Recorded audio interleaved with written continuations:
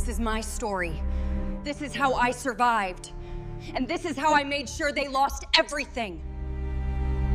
They say money doesn't change people. It just reveals who they really are.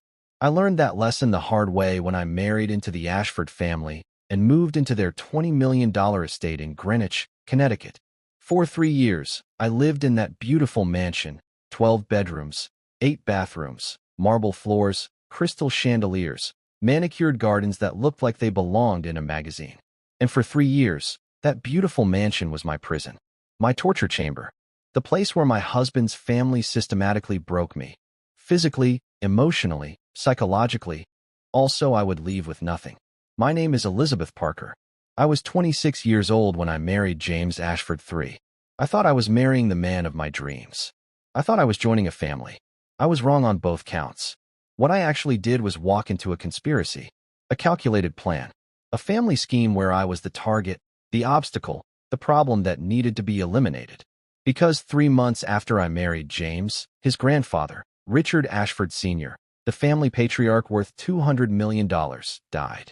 And his will changed everything. Richard left his grandson James $20 million. But there was a condition, a clause that would haunt me for the next 3 years. James Ashford III will inherit the estate and $20 million in full upon his 30th birthday, provided he remains married to his current wife, Elizabeth Parker Ashford. If the marriage ends before James turns 30, through divorce, separation, or abandonment, the entire inheritance reverts to the Ashford family trust and will be divided among other family members. I didn't know about this clause when I married James. I didn't know I was the key to $20 million. I didn't know that staying married to me was the only way James could claim his grandfather's fortune. And I didn't know that James's family, his mother, his father, his aunt, his uncle, would do absolutely anything to make me leave before James turned 30. Because if I left, the $20 million would be split among them instead. So they tortured me. For 3 years. In that beautiful mansion, where no one could hear me scream. This is my story. This is how I survived.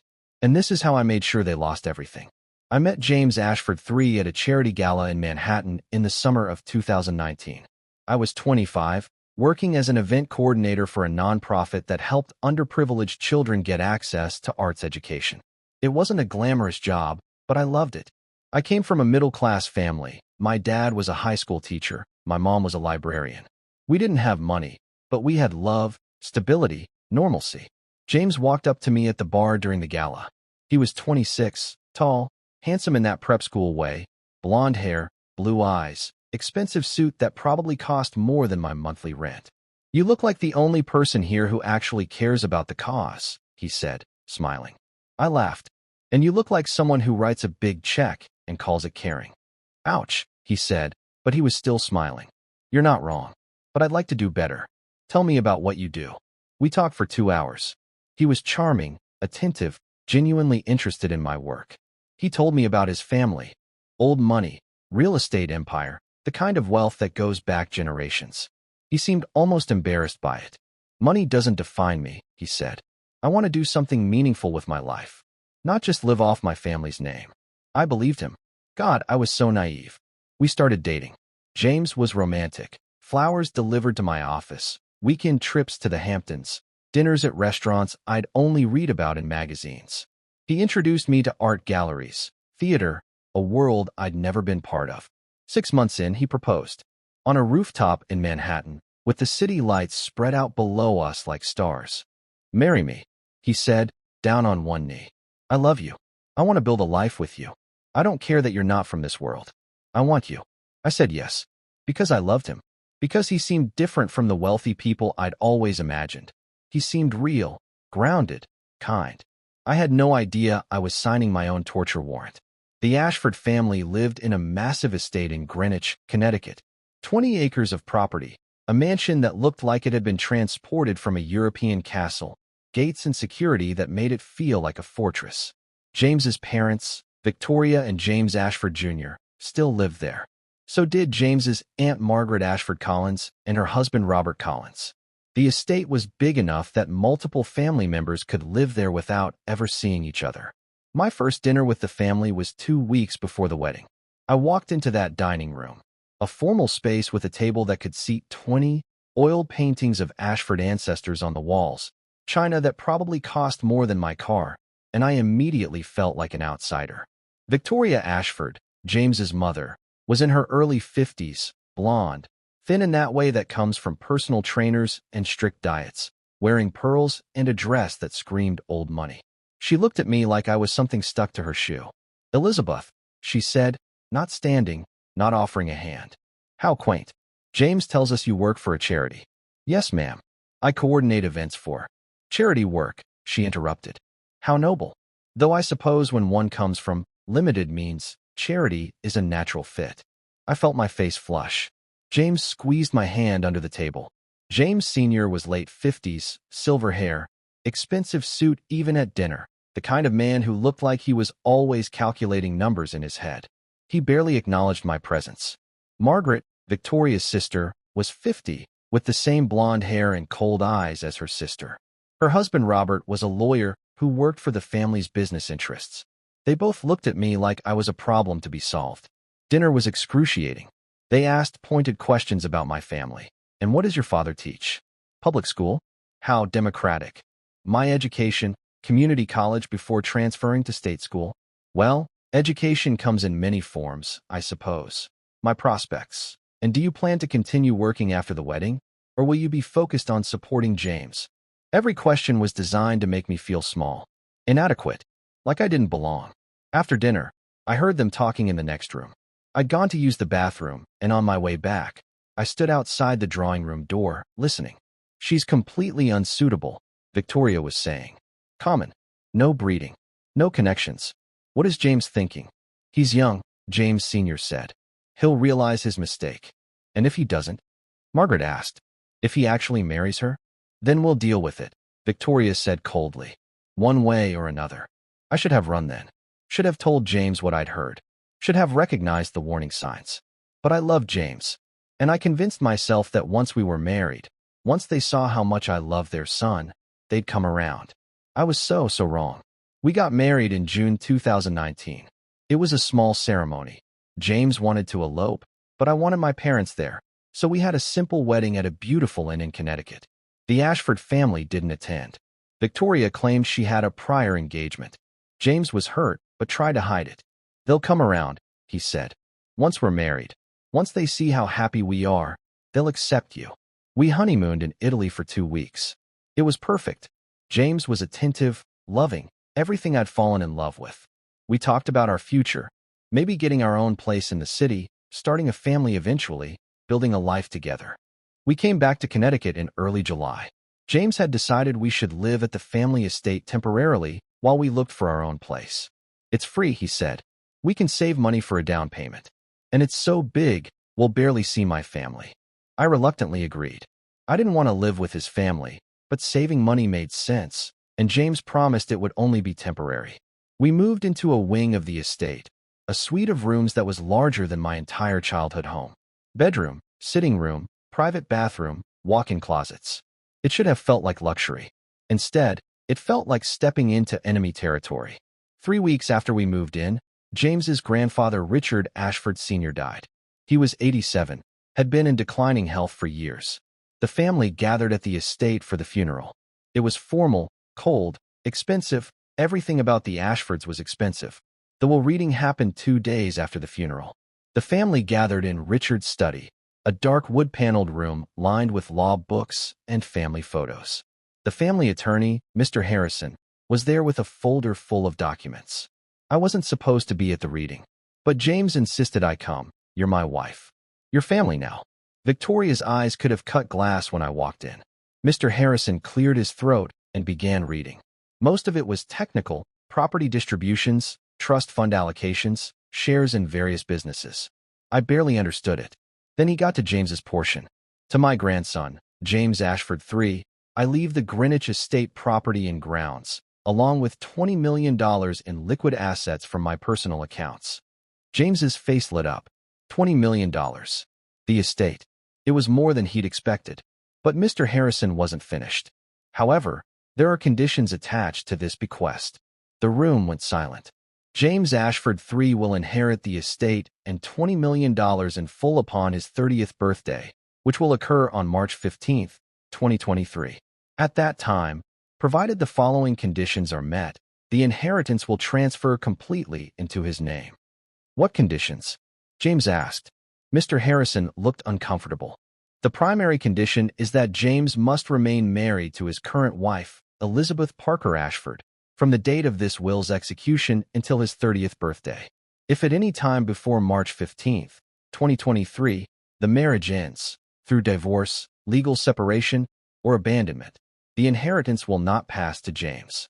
Instead, it will revert to the Ashford family trust and be divided equally among the remaining family members named in this document. Silence. Complete, total silence. I looked at James. His face had gone pale. Victoria looked like she'd been slapped. Margaret's mouth was hanging open. James Sr.'s jaw was clenched so tight, I thought his teeth might crack. I don't understand, James said slowly. My grandfather is making my inheritance conditional on staying married. That is correct, Mr. Harrison said. Richard felt very strongly about the importance of marriage commitment. The condition stands. Remain married to Elizabeth until March 15th, 2023, approximately 3.5 years from now, and the inheritance is yours. End the marriage before that date, and you receive nothing. The money goes to the rest of the family instead. I looked around the room. Every single person was staring at me, not with welcome, not with acceptance, with pure, undiluted hatred, because I had just become the only thing standing between them and $20 million. The abuse didn't start immediately. It started slowly, subtly, like a pot of water coming to a boil. For the first month after the will reading, the family was cold but civil. They ignored me mostly. James was confused by his grandfather's condition, but tried to be optimistic. Grandpa Richard always liked you, he said. He met you at the engagement party. He must have seen something special in you. Maybe he was trying to protect our marriage by making it financially important. I wanted to believe that, but something felt wrong. Why would Richard, who I'd met exactly once, care so much about my marriage to his grandson? Why make $20 million dependent on me? It didn't make sense. Not yet. The first accident happened 6 weeks after the will reading. I was walking down the main staircase, a sweeping marble staircase with an ornate banister, the kind you see in movies about rich people. I was carrying a basket of laundry from our suite to take to the washing room. Victoria was at the bottom of the stairs, talking to the housekeeper. I was about halfway down when I felt something wet under my foot. I looked down. Someone had spilled something slippery on the marble step. Oil? Water? I didn't have time to figure it out. My foot slipped. I lost my balance. The laundry basket went flying. I fell down 12 marble steps, hitting my shoulder, my hip, my head against the hard stone. I landed at the bottom in a heap, pain radiating through my entire body. Victoria looked down at me. Not concerned. Not worried. She smiled. Oh my, she said, her voice dripping with false sympathy. How clumsy of you. You really should be more careful on these stairs. They can be quite dangerous. The housekeeper, Maria, rushed to help me up. Mrs. Ashford, are you all right? Should I call a doctor? I'm fine, I said, even though I wasn't. My shoulder was screaming in pain. My hip felt like it might be dislocated. No need for a doctor, Victoria said dismissively. Elizabeth is young and healthy. I'm sure she's fine. Just a little tumble. She walked away, stepped over me like I was trash on the floor. Later, Maria whispered to me as she helped me to my room. Mrs. Victoria, she put that oil on the stairs this morning. I saw her. She told me it was furniture polish that spilled. But what? I asked. Maria looked scared. It wasn't an accident, Mrs. Elizabeth. She put it there on purpose. I told James what happened. Showed him the bruises already forming on my shoulder and hip. Mom wouldn't do that, he said, but he sounded uncertain. It was probably just an accident. Maybe Maria saw her cleaning and misunderstood. James, I fell down 12 marble steps because someone put oil on them. I know, and I'm sorry you got hurt. But you're okay, right? Nothing broken? I stared at him. That's not the point. What do you want me to do, Elizabeth? Accuse my mother of trying to hurt you? Based on what? Some slippery stairs and a housekeeper who maybe misunderstood what she saw. I realized then, James wasn't going to protect me. He didn't want to believe his family could be cruel. Or maybe he just didn't want to risk the $20 million. After the staircase incident, things got worse. Victoria implemented house rules for me. Just me. Not James. Not anyone else. Rule 1. I was not allowed to eat meals with the family unless specifically invited. Family dinners are for the Ashford family, Victoria said coldly when I tried to join them in the dining room one evening. You're not really family, dear. You're just temporarily attached. James didn't defend me. He ate dinner with his family while I ate alone in our room. Rule 2. I was not allowed to use certain rooms in the house. The library is for Ashford family members only, Margaret informed me when she found me reading there. I'm sure you wouldn't understand most of the books anyway. They require a certain level of education. Rule 3. I was not allowed to leave the estate without permission. Where do you think you're going? Victoria asked when she caught me heading toward the front door one morning. Into town. I was going to. No, I don't think so. The Ashford name has a reputation to uphold. We can't have you wandering around town making us look bad. If you need something, make a list and Maria can pick it up for you. You can't keep me prisoner in this house. Can't I? Victoria smiled. You're living here rent-free, dear. Eating our food. Using our resources. The least you can do is follow our rules. Or you could always leave. I'm sure James would understand. That was the threat. Always. Leave. Walk away. In the marriage. And they'd get the $20 million. James worked long hours at the family business offices in Manhattan. He'd leave early in the morning, come home late at night. When I tried to tell him about his family's treatment of me, he'd say, just ignore them. They'll get used to you eventually. Stay in our wing. You don't have to interact with them. It's only temporary. We'll find our own place soon. But we never looked for our own place. And temporary stretched into months. For months after the will reading, the physical abuse started. I was in the kitchen making myself lunch. Victoria's rules meant I wasn't allowed to ask the staff to prepare food for me, so I had to make my own meals. Margaret walked in, saw me at the counter making a sandwich. What are you doing? She asked, her voice sharp. Making lunch. In MY kitchen? Using MY food. I live here. James's family. I thought. She grabbed my wrist. Hard. Her nails dug into my skin. You don't think, she hissed, her face inches from mine.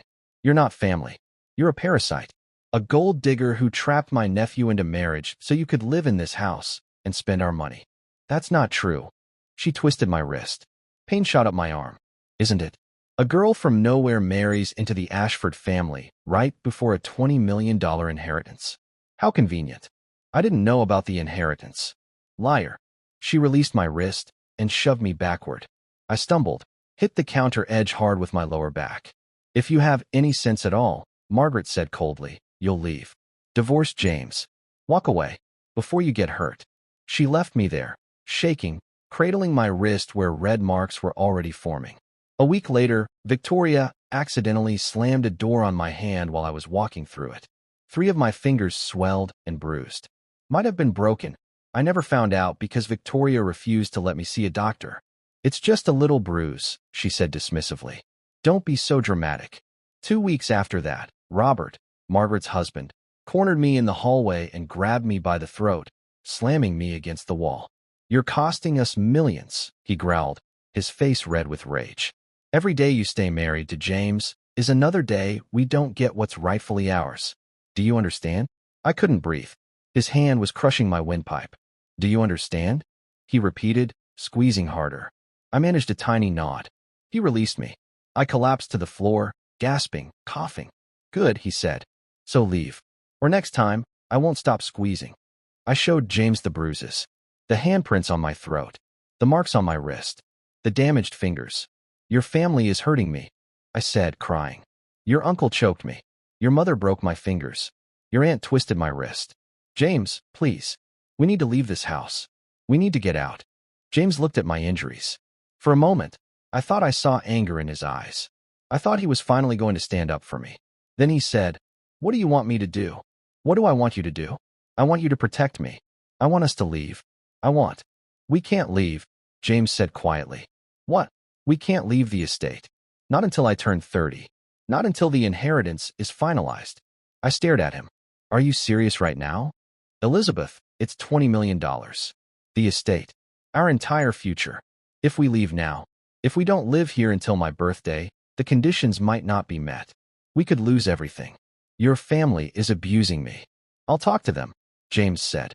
I'll tell them to back off. But we can't leave. We can't. That's when I understood. James was choosing the money over me. He'd rather let me be hurt, abused, tortured than risk losing his inheritance. I'd married a coward who valued $20 million more than my safety. I tried to leave anyway. 2 days later, I packed a bag and headed for the front door. Victoria was waiting there. Going somewhere. I'm leaving. I can't stay here. Oh, but you can, Victoria said, and she pulled out her phone, showing me a photo. It was a picture of my mother, coming out of the library where she worked. What is this? I asked, my blood running cold. Insurance, Victoria said calmly. If you leave this house, if you divorce my son, if you do anything that costs him his inheritance, well, let's just say accidents happen. Your mother walks to her car alone every night after work. Such a dangerous parking lot. So many things could go wrong. You're threatening my mother? I'm making sure you understand the stakes, Victoria said. You stay? You stay married to James until he turns 30. You cooperate. Or your family suffers. Do we understand each other? I understood perfectly. They had me trapped. If I left, they'd hurt my family. If I stayed, they'd hurt me. There was no escape. Over the next 2 years, the Ashford family tortured me. Systematically. Deliberately. Trying to break me until I'd leave or die. They starved me. Victoria banned me from the kitchen. Told the staff not to prepare food for me. James would bring me scraps from his meals, but it wasn't enough. I lost 30 pounds. My hair started falling out. My skin turned pale and sallow. They beat me. Margaret would find me alone in hallways and hit me. Slaps across the face, punches to the stomach, kicks to my legs. Victoria would accidentally knock me downstairs, slam doors on my hands, burn me with hot tea. Robert would choke me when he found me alone, just until I nearly passed out. Then he'd release me and walk away. They isolated me completely. They took my phone, cut off my internet access. I couldn't call my parents, couldn't email friends, couldn't contact anyone outside the estate. When my mother tried to visit, Victoria told her I was traveling and turned her away at the gate. James knew. He saw my bruises, my weight loss, my deteriorating condition. But he did nothing. Just 2 more years, he'd say. Just hold on 2 more years until my birthday. Then we get the money and we can leave. I might not survive 2 more years, I whispered. Don't be dramatic, he said. 4 days at a time. Victoria had a lock installed on the outside of our suite door. When James left for work, she'd lock me inside. No food, no water. Just me, alone, in that beautiful bedroom with its silk curtains and marble bathroom, slowly dying. James would come home, unlock the door, bring me scraps of food. Why are you letting them do this? I begged. I told my mother to stop. She said she would. She's lying. What do you want me to do? Move out and lose the inheritance? This is temporary, Elizabeth. Just temporary. It wasn't temporary. It was hell. I hit my breaking point in year 3. I'd been locked in my room for 5 days. No food. Water from the bathroom tap. I was so weak I could barely stand. James came home late, as always. Unlocked the door. Found me on the bathroom floor. Oh my God, he said. Elizabeth. I can't do this anymore, I whispered. I can't. I'm dying, James. Your family is killing me. You're not dying. You're just. Look at me. I screamed with what little energy I had left. I'm 90 pounds. I have bruises all over my body. Your mother locked me in here for 5 days. I'm dying. And you don't care. I do care. No, you don't. You care about the money. That's all you've ever cared about. James was quiet for a long time. Then he said, just 6 more months. My birthday is in 6 months. Then we get everything and we leave. Can you hold on for 6 more months? I looked at him. This man I'd loved. This man I'd married. This stranger who was willing to let me be tortured for money. No, I said. I can't. Elizabeth. I'm leaving. I don't care about your money. I don't care about your inheritance. I'd rather be poor and alive than rich and dead. James's face changed. Hardened. If you leave, you get nothing. You signed a prenup, remember? You leave this marriage, you walk away with nothing. I don't care.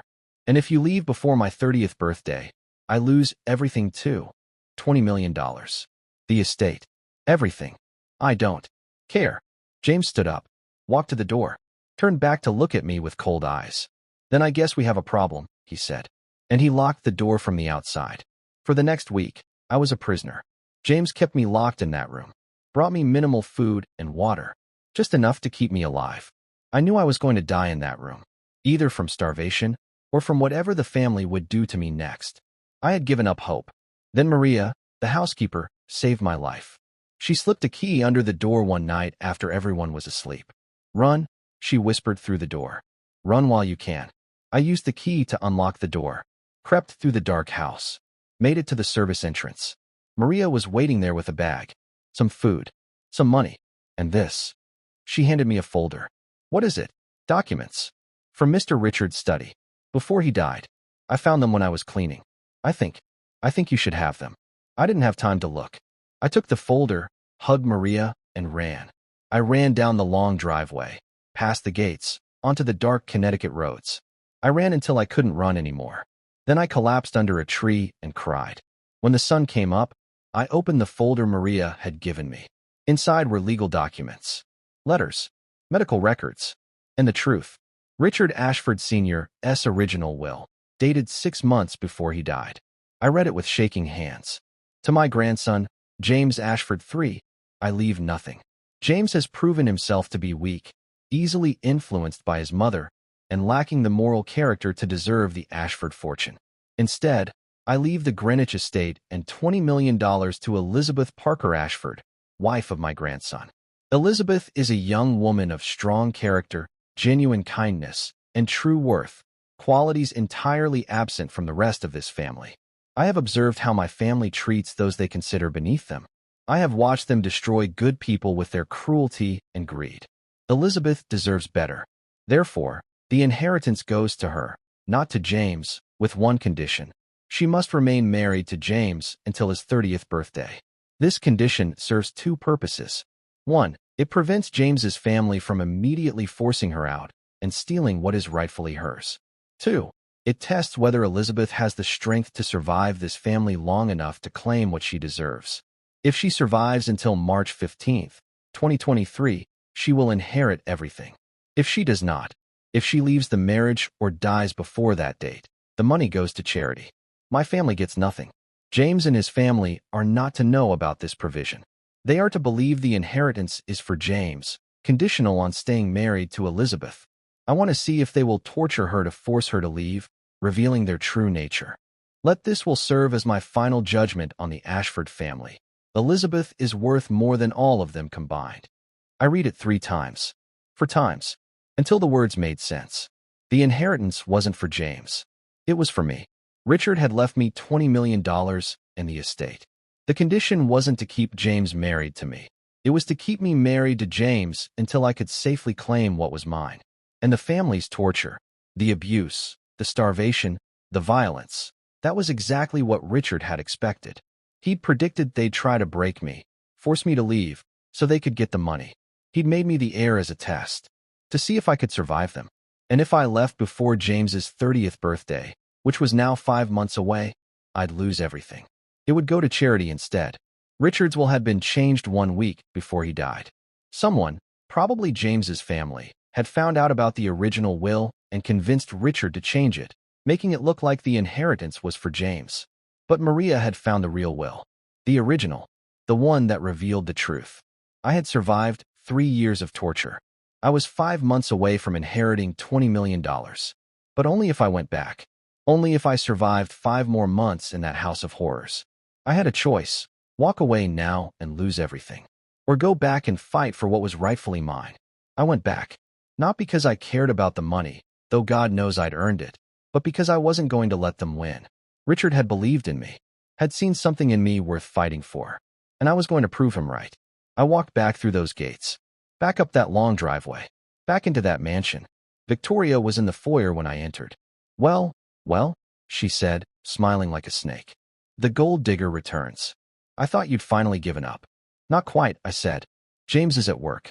You can wait in your room, where you belong." "I don't think so," I said, and I pulled out the folder Maria had given me.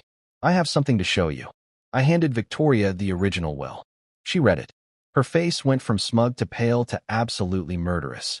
"This is fake," she hissed. "It's not. It's the original will, signed and witnessed.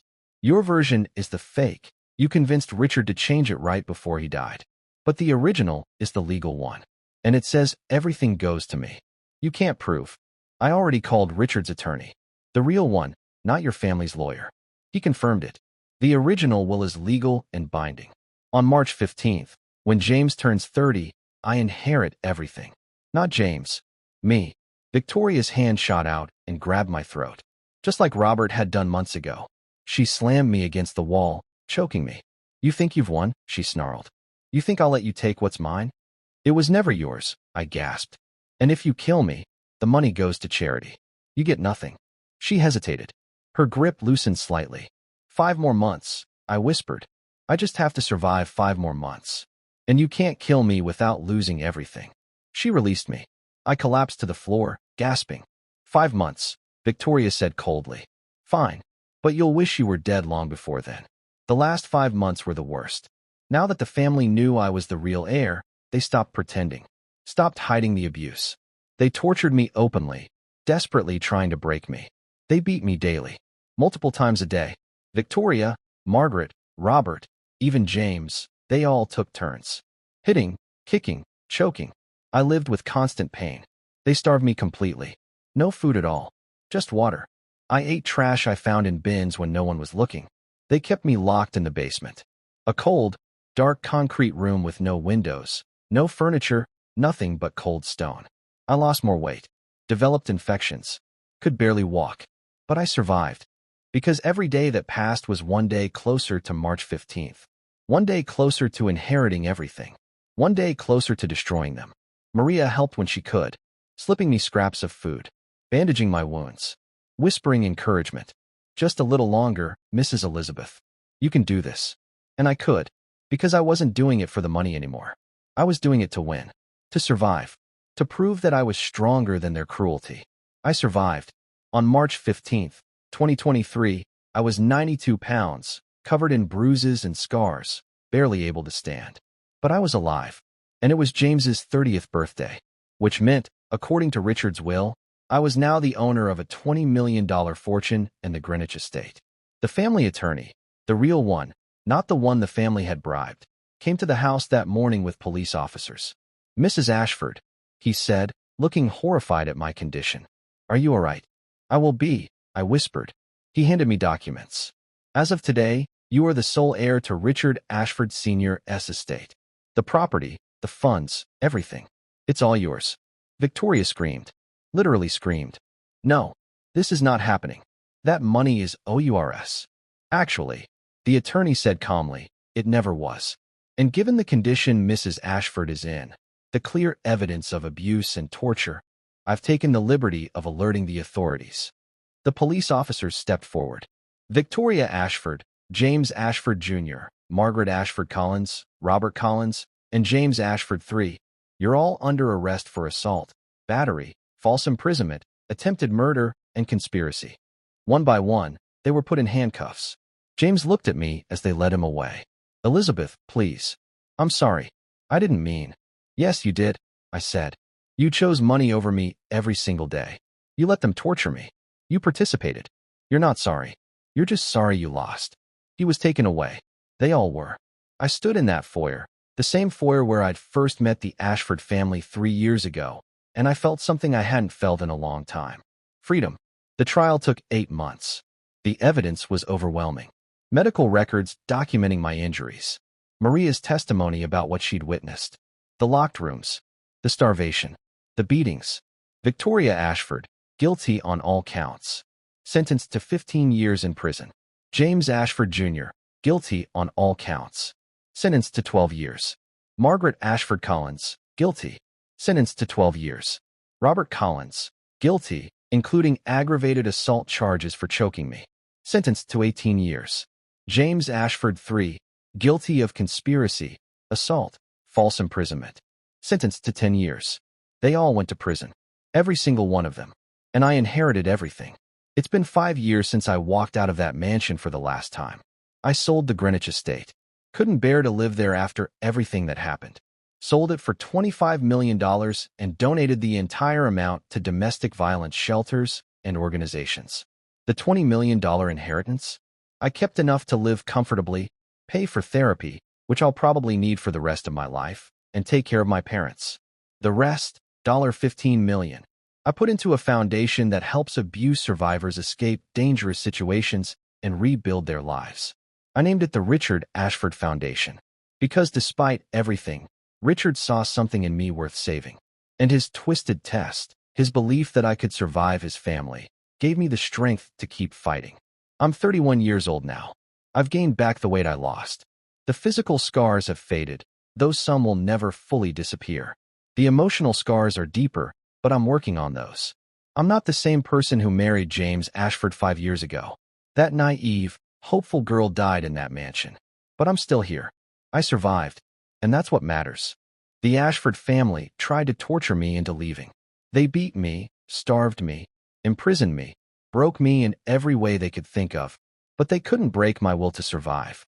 Richard Ashford Sr. left me that inheritance as a test, to see if I was strong enough to survive his family's cruelty long enough to claim it. I passed his test, and I took everything. National Domestic Violence Hotline, 1-800-799-7233 National Coalition Against Domestic Violence, ncdv.org. If you or someone you know is experiencing domestic violence, abuse, or being held against their will, please call for help. You don't have to survive alone. There are people who will help you escape. You are stronger than you know, and you deserve better than what they're doing to you.